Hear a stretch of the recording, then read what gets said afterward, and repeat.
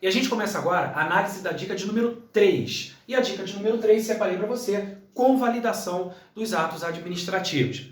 Esse tópico aqui sobre convalidação, ele é importante porque quando a gente estuda ato administrativo, a gente estuda uma parte relacionada à extinção dos atos.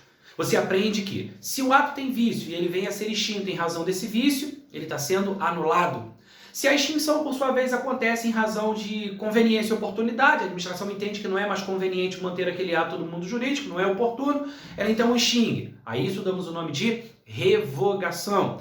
Temos ainda a cassação, onde a administração pública extingue o ato exatamente porque o beneficiário do ato deixou de cumprir requisito. Então isso tudo a gente estuda na parte de extinção dos atos. Aqui a gente não vai falar de extinção, a gente vai falar sobre convalidação. E a primeira coisa que você tem que saber é que convalidação não é uma forma de extinção dos atos, tá? Quando a administração convalida um ato, ela não está extinguindo, pelo contrário, ela está suprindo o vício para manter esse ato do mundo jurídico. Diga-se de passagem, essa definição já diz tudo pra gente. Ato administrativo pelo qual é suprido o vício que o ato ilegal possui, com efeitos ex tunc. Ou seja, a convalidação, volto a dizer, é uma situação onde a administração supre o vício. O ato tem vício. Só que ao invés de anulá-lo, a administração o convalida, ou seja, ela resolve aquela situação sanando o vício. Não à toa a convalidação é chamada por alguns doutrinadores de sanatória ou saneamento. Portanto, convalidar não é extinguir, é suprir o vício exatamente para manter o ato no mundo jurídico. Essa convalidação produz efeitos ex tunc. Ex tunc significa o quê? Retroativo. O efeito é retroativo. Veja, ex tunc, T de testa. Se você bate na testa, ó, a cabeça retroage. Quando a gente estuda anulação, revogação, a gente aprende efeito ex tunc, ex nunc. Portanto, o efeito da convalidação é similar ao da anulação, retroativo, diferente da revogação, que o efeito é ex nunc. Nunc, ó, N de nunca, ó. O efeito nesse caso não retroage. Então, convalidar, suprir o vício que o ato tem. Portanto, quando se convalida, o ato tem vício. O ato não é legal. Pelo contrário, o ato é ilegal, ele tem vício. E esse efeito da convalidação, efeito retroativo, efeito ex tunc. Agora, um detalhe a ser observado. Existem pressupostos necessários para que a convalidação aconteça. Onde você encontra isso? A doutrina cita, mas faço aqui uma referência legal. Artigo 55 da Lei 9784 de 99, a Lei de Processo Administrativo Federal. Ela traz pra gente o seguinte: em decisão na qual se evidencie não acarretarem lesão ao interesse público nem prejuízo a terceiros, os atos que apresentarem defeitos sanáveis poderão ser convalidados pela própria administração. Não parece não, mas esse artigo 55 ele é importantíssimo. Ele traz pra gente os pressupostos necessários para que a convalidação aconteça. Primeiro, o defeito tem que ser o quê? Sanável. Vício insanável não comporta convalidação, beleza? Para convalidar, o defeito tem que ser sanável.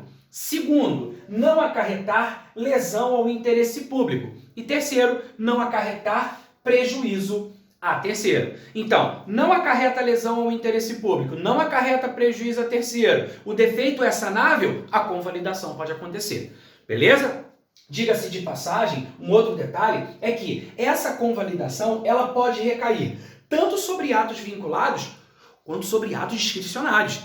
Num primeiro momento a pessoa poderia pensar, ué, mas como é que um ato discricionário vai ser convalidado? Simples, se ele tiver vício, o vício for sanável, né, e não acarretar lesão ao interesse público nem prejuízo a terceiro, a administração tem essa prerrogativa de convalidar o ato administrativo. Então, essa questão é importante porque quando a gente pensa em ato discricionário é aquele em que a administração tem uma certa margem de liberdade. Agora, ter uma certa margem de liberdade não te dá o direito de fazer o que bem entende. Você tem que atuar dentro do limite legal. Tanto é verdade que cabe, inclusive, controle judicial sobre ato discricionário. O judiciário não pode entrar no mérito, invadir o mérito ele não pode, mas analisar a legalidade do ato discricionário ele pode. Por conseguinte, percebe-se inclusive de maneira muito clara que o controle de legalidade ele está levando em consideração se o ato está ou não em conformidade com a lei. Só que veja, quem é que pode convalidar o ato administrativo? O Poder Judiciário? Não. A própria administração pública. Olha o que ele está dizendo aqui, artigo 55. Poderão ser convalidados pela própria administração. Então a administração pode, seja o ato vinculado, seja o ato discricionário, se o ato tem vício, o vício é sanável, não acarretar lesão ao interesse público nem prejuízo a terceiro, pode então haver essa convalidação. Bota, só a administração pode convalidar o ato administrativo? Olha só, aqui ó, observação da professora Maria Silvia Zanella de Pietro, foi da obra dela que a gente pegou aqui essa ideia. Veja só, sim, é a administração pública que realiza a convalidação. Porém, de modo eventual, excepcional, o administrado pode convalidar o ato administrativo. Não, peraí, Mota. Você está dizendo para mim que o administrado pode convalidar um ato? Mas não é a administração? Sim. Regra geral, voltando aqui, o artigo 55 diz pra gente, a própria administração tem a prerrogativa de convalidar o ato. Então não vai ser o Poder Judiciário. O Poder Judiciário pode, por exemplo, anular o ato praticado pela administração, né?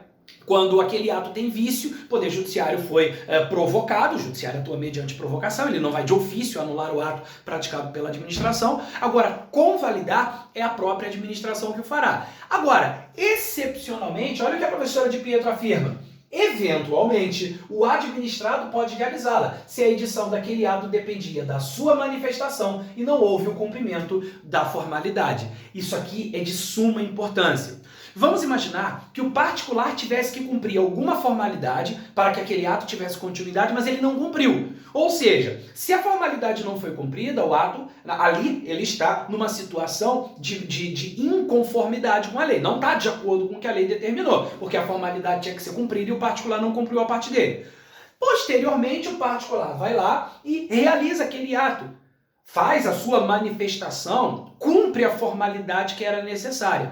Veja, a administração, nesse caso, vai dar prosseguimento àquela situação jurídica. Então, é exatamente o que a professora de Pietro diz. O administrado pode realizá-la se a edição daquele ato dependia da manifestação do administrado. Ele não tinha cumprido aquela formalidade. Se posteriormente ele foi lá e cumpriu a formalidade, beleza, convalidado está. Então, repetindo, a convalidação é feita pela própria administração, mas, eventualmente, o administrado poderá convalidar o ato. Se esse ato dependia da sua manifestação, ele não havia cumprido e, posteriormente, ele vai lá e cumpre essa formalidade. Esse ponto sobre convalidação, aqui agora, ganha um contorno importantíssimo. Por quê? Porque o ato administrativo tem 5 elementos: competência, finalidade, forma, motivo e objeto. A pergunta é: se convalidar é suprir o vício que o ato tem, não à toa a convalidação também é chamada de sanatória, saneamento, enfim, você está ali suprindo o vício.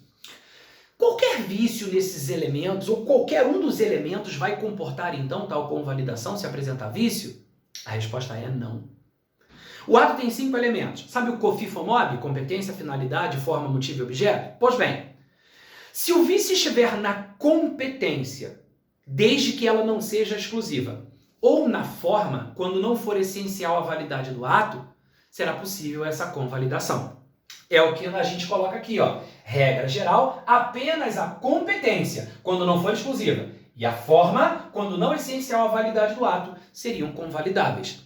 Então, se o ato é praticado por uma autoridade, imaginemos a autoridade incompetente, ok? A competência é minha, eu, Mota, sou competente para a prática do ato, ok? E aí uma outra pessoa vai lá e pratica aquele ato. Aquela pessoa não tinha poder legal para aquilo, portanto, agente incompetente, beleza? Joia! Se a competência era exclusiva minha e uma outra pessoa foi lá e praticou o ato, veja, se a competência é exclusiva e ela foi praticada por outro agente, não tem como convalidar.